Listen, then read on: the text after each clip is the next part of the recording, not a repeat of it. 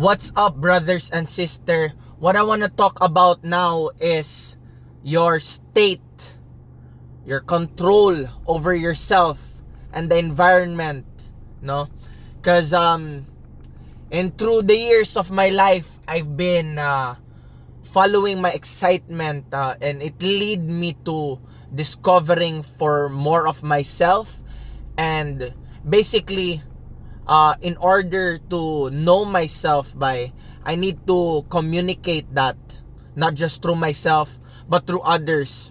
And that's why in my journey, I've been going out there, talking, meeting, dating a lot of people.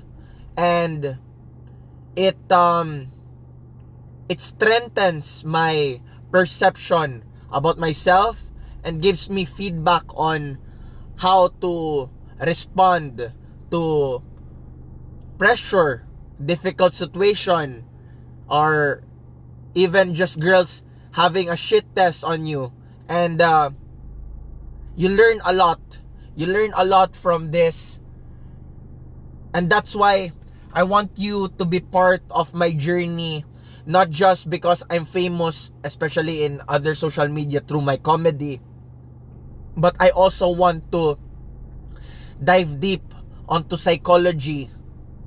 It's just that people are not much get too much attention from just psychology, learning about themselves. I think it's because comedy is much more clickbait and has much more, happy emotions. But I think that it's important for us to balance that out by studying about psychology and about our inner self.